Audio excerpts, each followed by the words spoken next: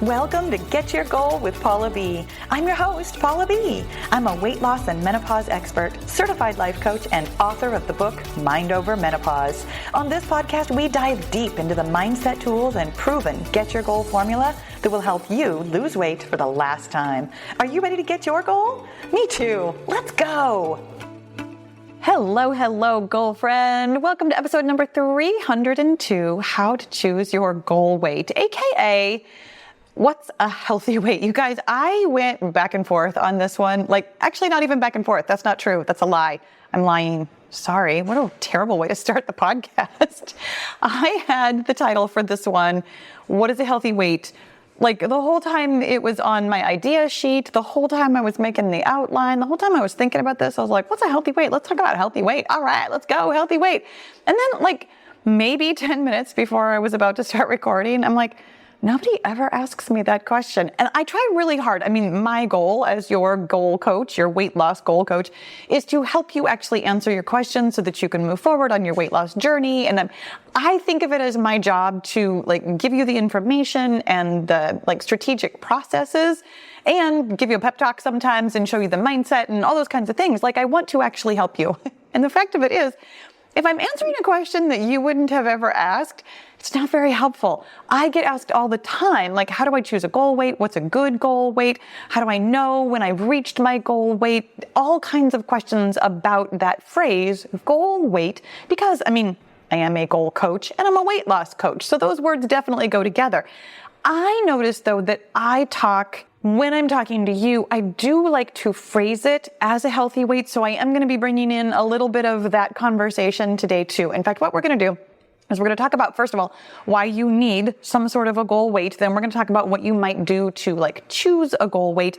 Then we're going to talk about what is a healthy weight and how that relates to your goal weight and how it fits in with your overall health. Because as much as I am a weight loss coach, and I do not talk about let's get healthy, because that's not in and of itself a finite destination the way that weight loss really is. I don't want your weight loss to exist in a vacuum. And I'm going to get to that later because I could get off on a tangent about it right now. So let's talk about why you even need a goal weight, why this is an important topic.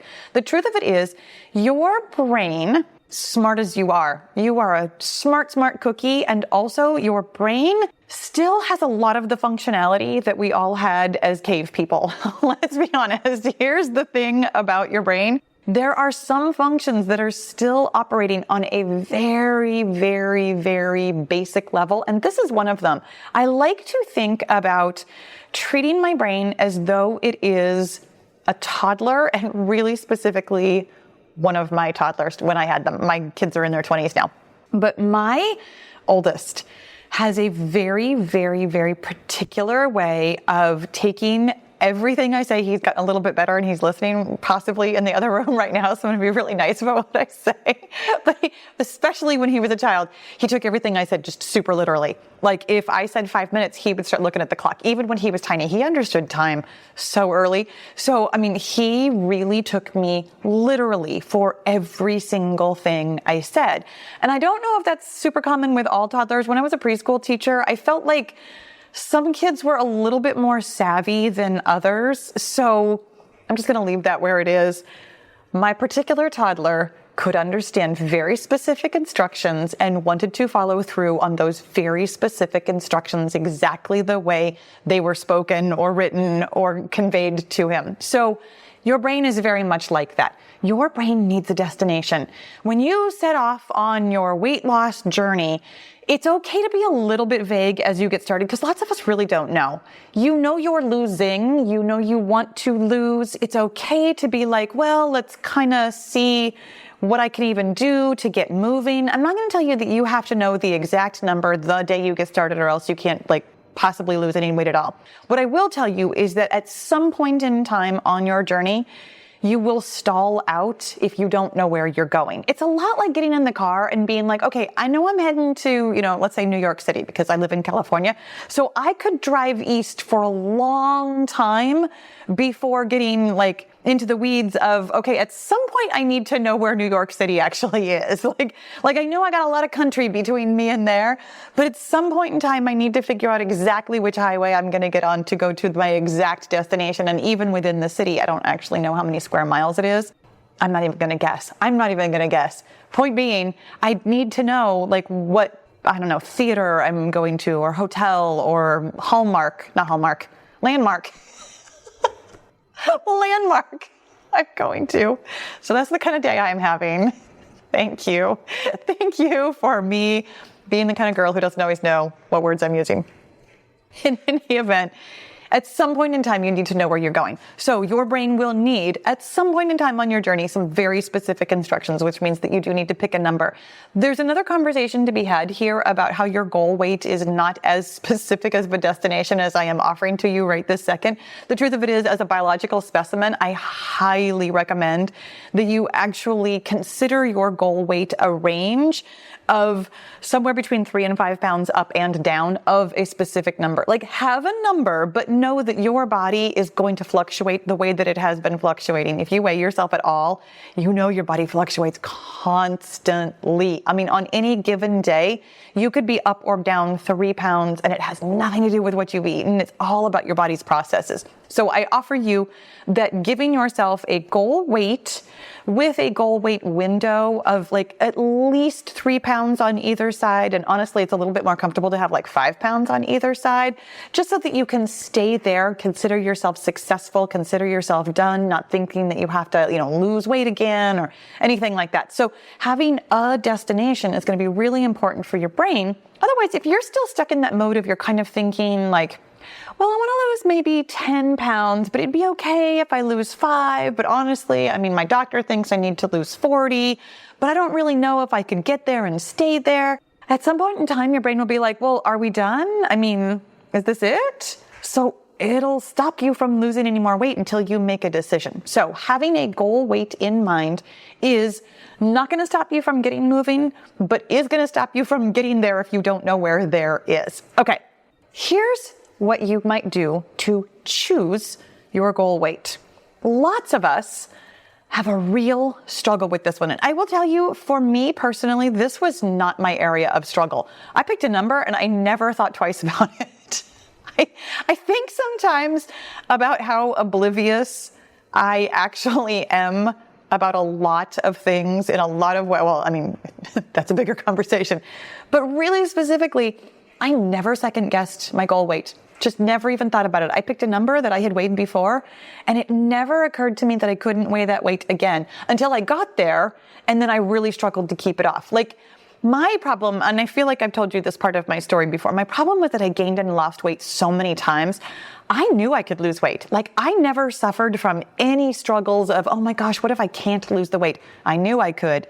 I also knew, allegedly, that I would gain it back.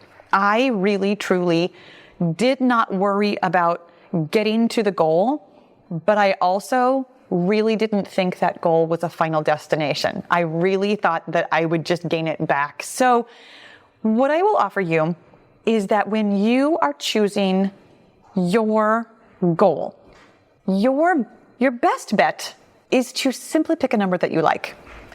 And lots of us don't quite know how to do this. So we find ourselves doing things like scouring the internet or asking our doctors or other experts or me, your best weight loss friend, or our friends or our neighbors or our family members or any number of other people who might have an opinion about what we should weigh. And what I want to offer you is that the reason you do that, well, there's actually a couple of reasons. Number one is because when you first start off on any kind of a goal, every goal ever, the first step, you will just step instantly into the land of confusion and overwhelm. Like, that is always the first place you go before you get any kind of traction. You just fall into this swamp of, I don't know what to do, and it's all so overwhelming, and I don't know where to go next, and how should I get started, and what should I do, and all the things. Because this is actually your brain's default function, your brain would rather continue thinking and feeling and doing exactly what it's thinking and feeling doing right now, rather than thinking and feeling and doing something new. So it just throws up this big cloud of confusion to like stop you from doing anything.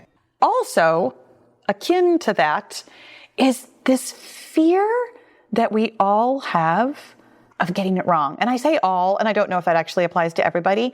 I'm going to say that it applies to you. I have noticed because I notice it in myself. I have noticed that my audience, the people that I tend to attract, tend to be a lot like me in a lot of really, I think, funny ways. And this is one of them. I have a deep fear of getting things wrong. And I happen to know with the women that I work with in the Get Your Goal group, really specifically, that this is very common among my audience, especially the audience that I hear from the most, the audience that I hear from in the comments, the audience that I work with in the Get Your Goal group, the audience that tends to be closer to me because of this thing that we have in common.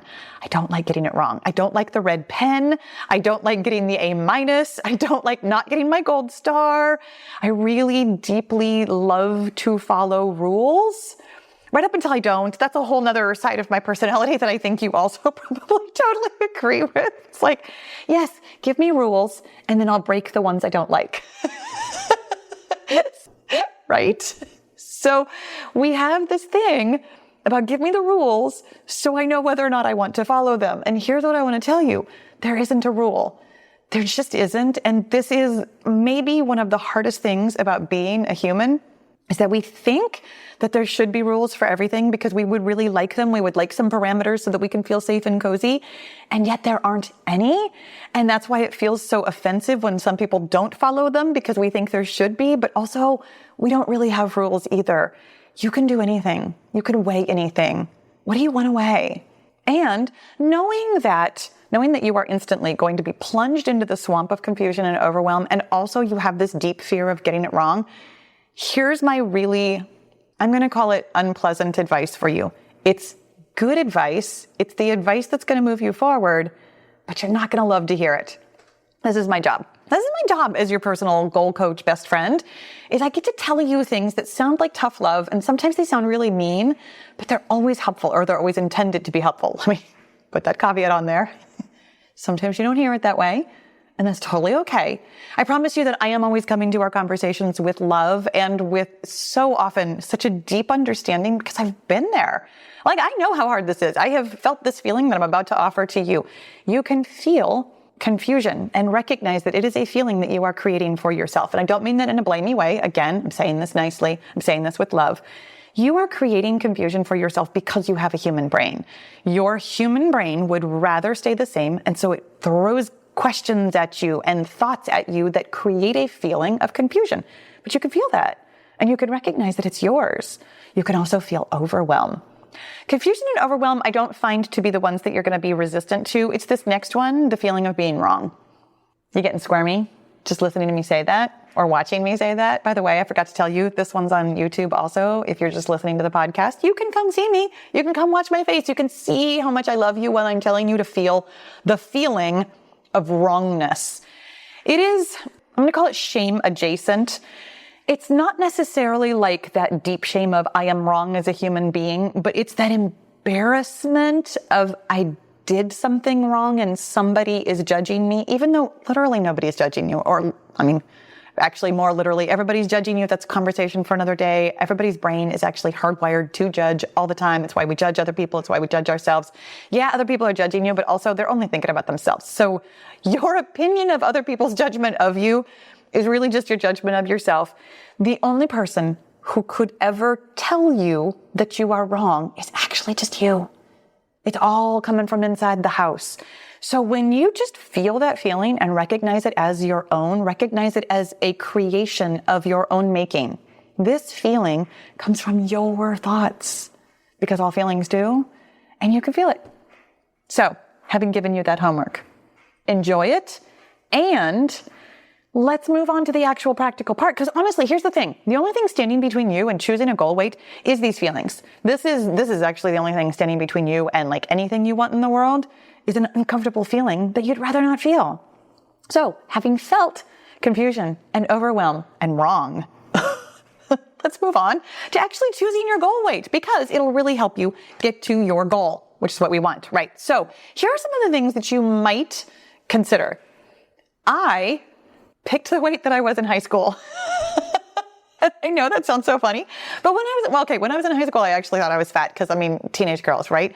But also, socialization, diet culture, blah, blah, blah. In any event, there was a weight that I was in high school that was a size that felt comfortable, that even though I had all kinds of thoughts in my head that made me feel uncomfortable in my body, there was some awareness that it was a perfectly fine weight. It was a weight that would fit, for example, and here's what I'm going to talk to you about the standards, on like a height weight chart or a BMI chart.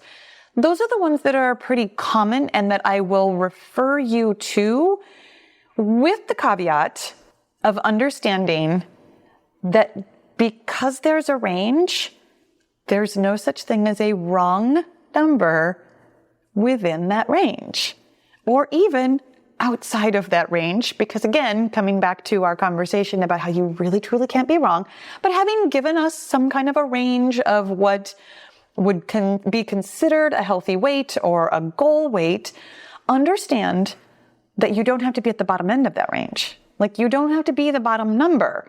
I think that this is a really common misconception. When people see like a height weight chart, your brain automatically is like, well, if I'm at the top end, that's not good enough. Again, what I offer you is that that is a thought that creates a feeling you can just feel.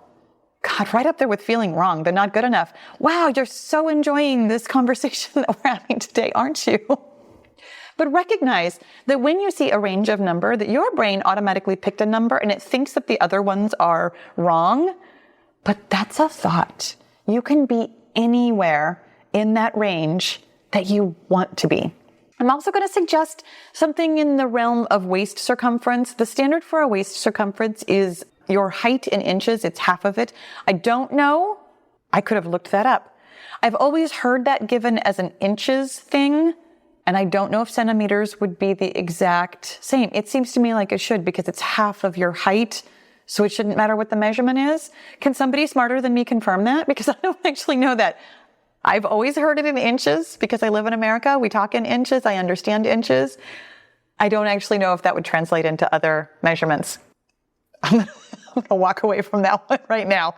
In any event, I am 5'6". At 5'6", that's 66 inches. And yes, I used a calculator to figure that out. At 66 inches tall, it means that for me, a healthy waist circumference or a goal weight would have me with a waist circumference of 33 inches or less. The reason waist circumference might be good for you, and I'm going to talk about this more when we talk about what data you might consider with a healthy weight as part of your goal weight, because there's a correlation between carrying belly fat and other kinds of like unhealthy things going on, like heart disease and like stress response, metabolic disease, insulin resistance, things like that. So there's a reason why you might be concerned about your waist circumference along with your weight. The other thing that you might use as some sort of a standard is also considering your body fat percentage. I will tell you, I have a lot of opinions about this as a woman who has stood in front of a lot of women I never used calipers at the job that I had, or when I was a personal trainer who went to people's houses. I always had the handheld body fat percentage, and now my scale has the body fat. They're good. They're not great. They're somewhat accurate. They're not super accurate. In fact, the only way to be like, and even then I'm going to say super accurate, and I'm not even sure how accurate it is. Even the calipers aren't fantastic. They're slightly better than the handheld or the stand-on body fat percentages. The underwater one, where you actually like hold your breath and go underwater because of your buoyancy, I've heard that one is more reliable. I don't actually know that either. Here's my opinion about any body fat measurement. It's an estimation. So when you are looking at those numbers on the daily or watching them fluctuate up and down, those numbers are not as accurate as you would like them to be. Your weight is accurate. Your weight actually fluctuates because of the billions of processes that are going on. Some of those processes might be using and then storing fat that quickly. Maybe that's why your fat fluctuates too. I actually don't know that.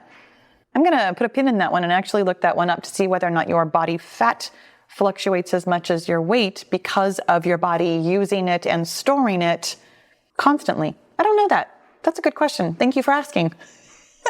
In any event, here's what I will offer you. A healthy body fat percentage in your healthy weight or your goal weight might be something that you'd like to keep an eye on. I mean, you've heard the phrase skinny fat. You don't want to get to a healthy weight and yet still have some of what would be considered unhealthy attributes that could be like contributing to some kinds of diseases, which is where we're going to come into the conversation about what is the difference between a healthy weight and a goal weight. In my opinion, I would encourage you to choose a healthy weight within some of these ranges that we talked about as your goal weight so that you cover all your bases. I mean, honestly, for me, I feel like I've told you this at least a couple of times. I'm always going to choose the easy way to do something. I just prefer, even though I don't like this expression very much, I just prefer killing two birds with one stone. If I can be a goal weight and a healthy weight, I'd rather. It seems easier to me. It seems like the simplest way to go. And what I want to offer you is that I'm shedding hair, and I apologize because I know that's really weird to watch on camera. If you are one of those people, do you like really hate knowing that there's hair on people? Oh my God. I see myself on camera sometimes in the short videos that I meant to announce this, by the way. I'm actually in favor of the short videos that I have been putting out all year. And yes, I'm going to get back to our goal weight conversation, but in favor of the short videos that I've been putting out all year. I love making the shorts, but also here's what I've noticed. Every single day I put them out and I get more questions, and I feel like I'm not answering your questions in the way that I would really like to. So I'm moving away from the very short content into rather significantly longer content. I'm going to be hosting webinars, which another word for that is master classes, once a month. They are exclusively for people on my email list though. So come on over to getyourgoal.com and sign up for the 5-0 method so that you can get on my email list so that you can be invited. They're not going to be available elsewhere. I really want to serve my audience in the best way possible by making this, I'm going to say, an intimate audience where you can be there and ask questions and I can really answer your questions, because they're not just Q&A and they're not just like, I'm not going to say like drive-by Q&A. I'm going to be hosting webinars that have very specific topics that I'm going to dive deep into so that you can really understand your weight loss journey in a way that I feel like it's helpful 1 minute at a time. I stand behind the decision that I made to give that a go. And I also stand behind my decision to let it go because for a lot of reasons. One of them is that I like to talk a lot. One of them is that I'd like to be more helpful. One of them is that I would like to answer more of your questions. Again, with the whole easy versus difficult thing, I'd like to answer more of your questions than one tiny part of it. I have found it personally for myself a little bit frustrating to barely answer a question in a minute. So I'm going to give this longer form content a go, and it might be wrong. Coming back to our conversation about why we're scared to like make a decision and say, this is the thing that I'm going to do. I've made a decision that this is the thing that I'm going to do. And I felt through the whole, what if this is the wrong way to go? And then I'm going to give it a go. And if we all hate it and I don't like it and it's not serving you, I'll try something else. And this is actually what I kind of want to tell you about your goal weight too. Let's come back to the goal weight thing. You can't get it wrong. Like you really can't. I know that you kind of have it in your mind that at some point your weight is going to be permanent, because it feels like maybe, I hear all the time like, oh, I've been overweight my whole life. I've struggled with my weight my whole life. Like you kind of think your weight is permanent. And I want you to know that it's really not. Like it's really not. You can always change your weight. Always. You can weigh less. You can weigh more. You can change your body fat percentage. You can change your body composition. You can change your bone density. You can change your blood pressure. You can change things about your body. And I'm not saying it's fast, but you can. You're capable. It's doable. You're a biological specimen, which means that you're biologically hardwired to make changes. You're supposed to. So having said all of that, I want to offer you that one of the things you think might go into, in fact, some of the things that you think might go into your decision about your goal weight are some of the lifestyle factors like drinking alcohol or going out to eat a lot or loving to be social or thinking of yourself as like a foodie, someone who really likes food. And I want you to know that none of those things actually affect your ability to get to and maintain your goal weight. I'm going to start talking a lot slower here because I really want you to take that in. You can be exactly who you are and love the things you love and weigh what you want to weigh. They're not mutually exclusive. You can make decisions about how much or how little, as the case may be, of anything you want to do, anything you want to eat, anything you want to drink. You can have it all. That's what I'm going to offer you. You can have it all. And it doesn't mean that you can have it all in terms of I can eat anything I want at any quantity. I can have anything I want in quantities that keep me having the goal weight that I want and the health that I want and the life that I want. You can have, what is that, a trifecta? Was that 3 things? I feel like there's probably more. But you can have what you want. You can have what you want simply because you want it. And it means that you will be making choices. You will be making decisions. And this is where we come right back to where we started with feeling that feeling of what if I get it wrong out of your way. Feel it now. And I mean, you'll probably feel it again later too. Here's what I've learned. Here's what I've learned about processing emotions. Even after you feel them once and you're like, okay, got that one out of the way, it'll come up again in a different shade, a different nuance for a different thing. So having said this to you that you can do anything, you can't get it wrong, feeling that like big overarching feeling, you might still need to feel it again in its smaller ways when you think to yourself, I can't have, for example, 3 beers with dinner.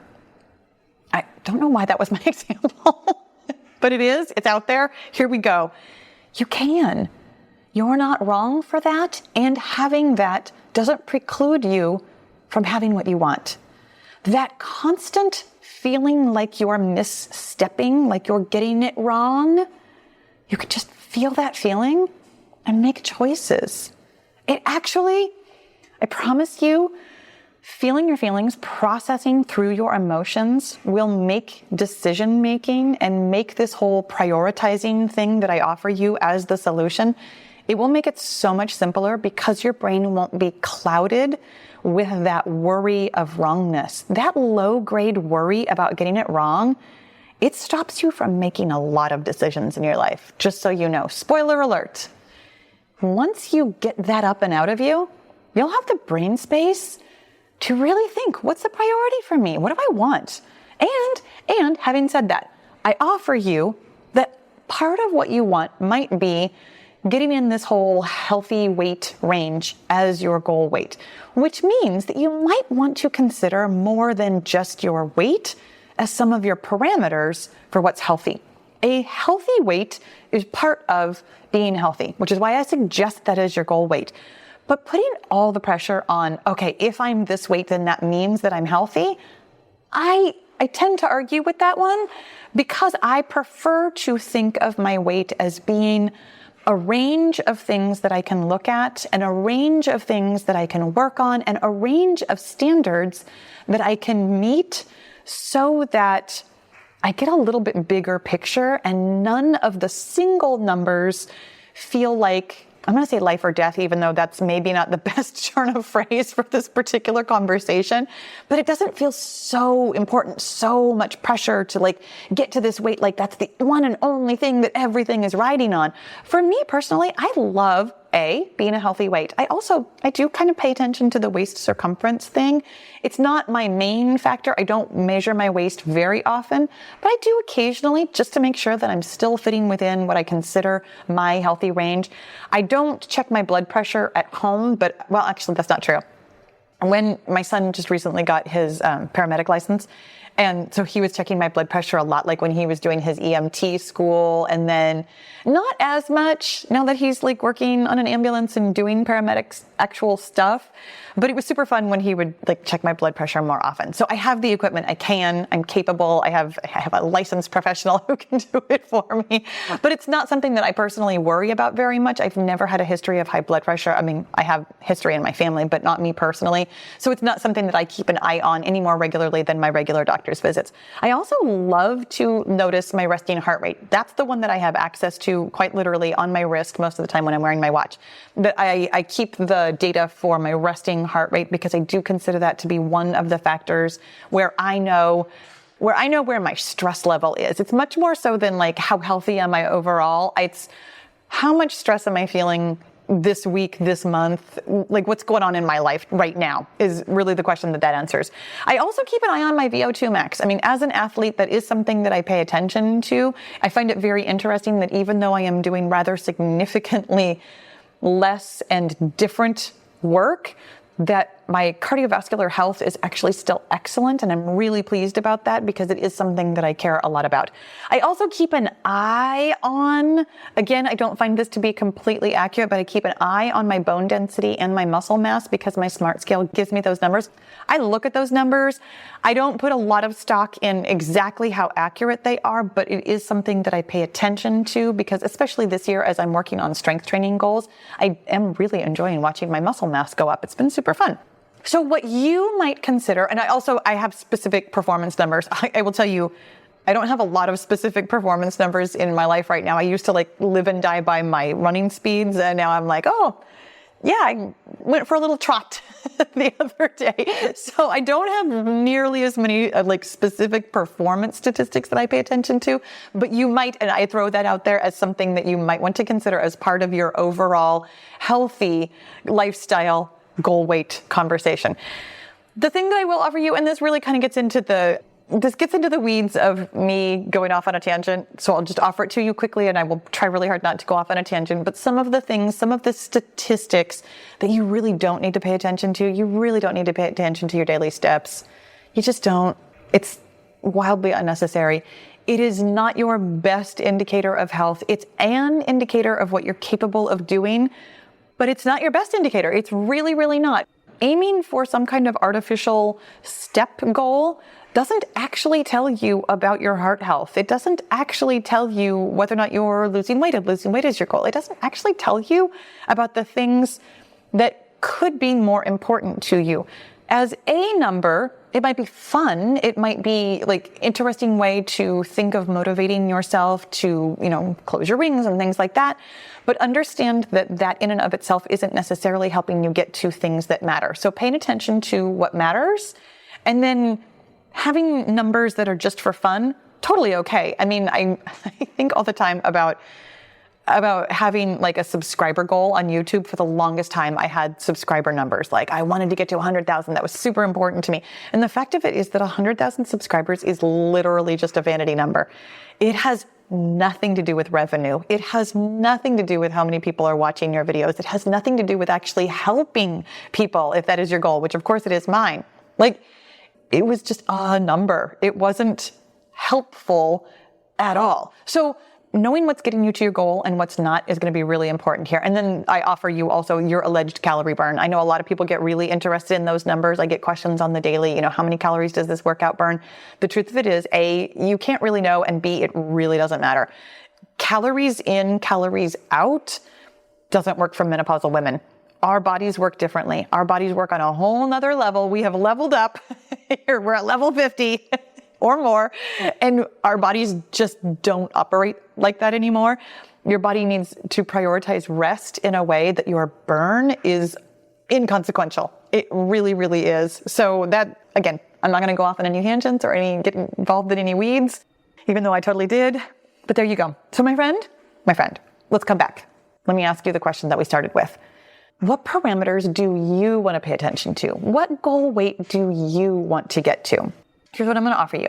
When you feel those feelings that are standing in between you and your goal, when you get those yucky, uncomfortable feelings up and out of you of overwhelm and confusion and shame adjacent worry about being wrong and that kind of a thing, you will have so much space inside of you to actually feel desire for your goal, to actually just settle in and be like, what do I want for myself? I know some of you just got really uncomfortable. Like, what do I want for myself? Can I want something for myself? I know.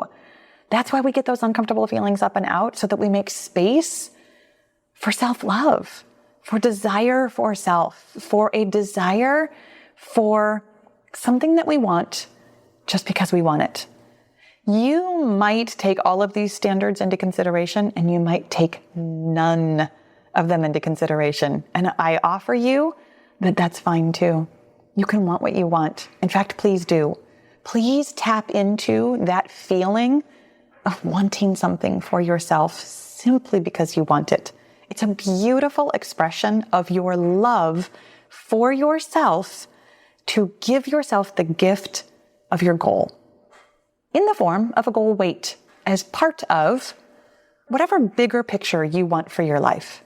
My friend, I really hope this was helpful for you today.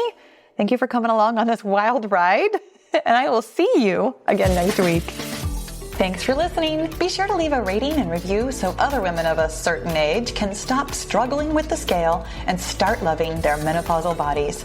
And if you're ready to change your mindset while you're changing your weight, then it's time to get into the Get Your Goal Mastermind group, where you'll find my proven success formula, answers to your questions, expert coaching, and the community support you've been looking for. You don't need to lose weight alone when you can have fun and level up your mindset with friends. With weekly coaching calls, live journaling classes, and access to the tools and strategies I've used to help thousands of women lose weight for the last time, the Get Your Goal group is the place for you to get your goal. Learn more about group membership at www.getyourgoal.com. And I'll see you inside the group.